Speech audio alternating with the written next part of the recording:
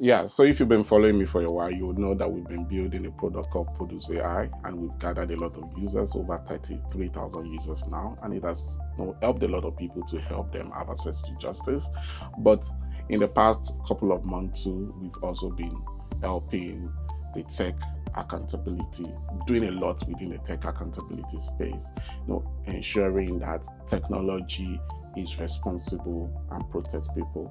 And in this last week, we had a very fantastic time at Enugu, courtesy of Thoughts and Maze Advisory and of Luminate, that brought together a group of tech leaders and people holding technologies accountable in the country, Nigeria, and also globally as well.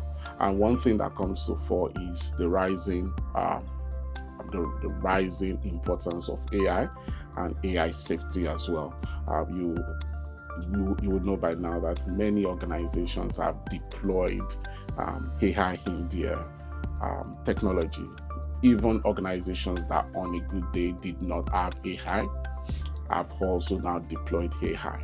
And going back to the story I said, to our AI tool I mentioned earlier, Produce AI, I was looking at the security statistics for 2025, and I realized that in 2025 alone, we had over 11,506 threats that was mitigated through our security data resilience tools that we set up to protect ourselves against attacks. And majority of these attacks were from the US, the UK, and Germany. And I was wondering, because majority of the users of these tools are from Nigeria, Ghana, and the UK.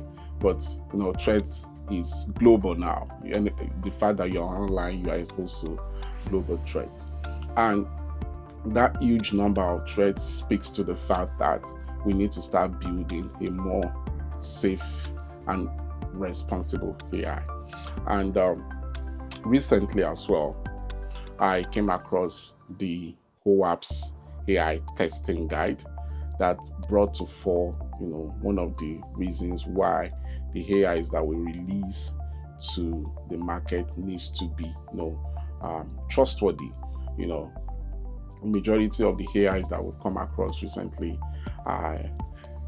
some of them have some serious issues that needs to be addressed. I came across a story on how AI assisted suicide, killed a young guy, and how the parent has suing the tech companies. These are some of the things that we need to prevent as we go into 2026. It's becoming more imminent and more important for us to present, not just for 2026, but for the whole decade. Securing AI has become more important as we evolve as human beings. The normal traditional security tools is not enough. There are so many things that are not, protected under the normal security tools. I was going through the OWASP testing guide, and one thing that they mentioned is how the traditional security tools cannot detect things like adversarial manipulation, prompt injection. This is very important because I noticed that when I was going through a couple of months ago, before this 2025 review, one of my tech team members mentioned the fact that someone was trying to really, put a lot of prompt injection into our Produce AI, just to break the system and to test different things in the system. And we had to, put up a lot of security to be more resilient in that area. Those are some of the threats that, end users do not see, that tech teams are combating. But you need to be more conscious about protecting your AI to be able to even spot and put controls in place to recognize those factors. So like I was saying, there are some of the security concerns that AI, the traditional security architecture, does not recognize. Bias and fairness. Traditional security architecture is more often around vulnerability scanning, penetration testing, and different other process within that space. But bias is not something that you would ordinarily feel within that traditional security, within the checks that an average security expert would do.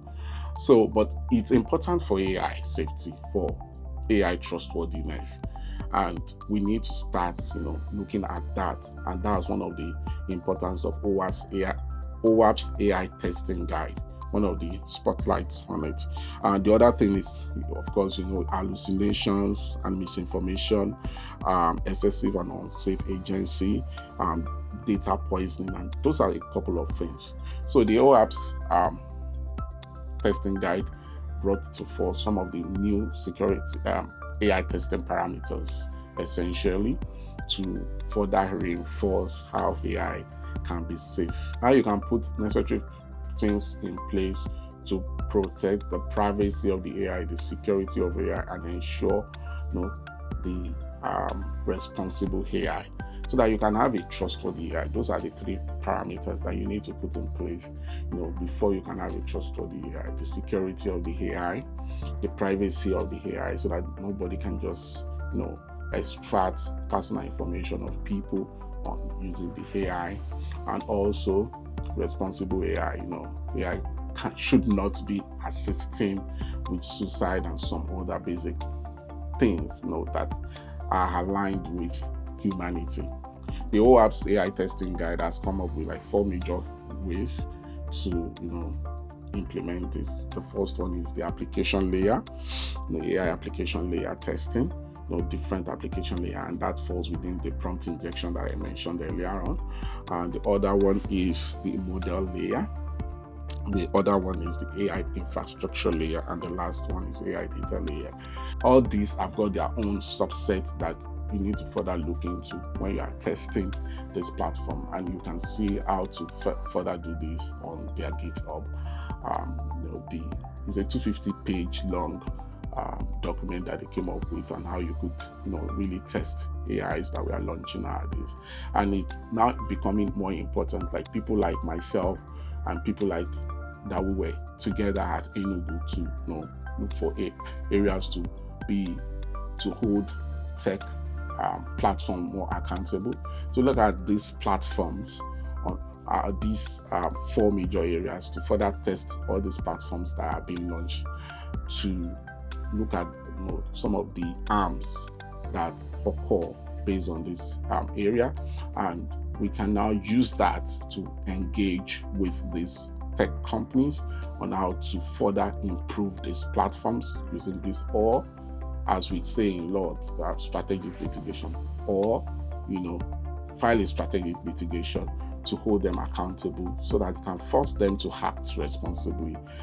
AI should be enabling humanity and not harming humanity.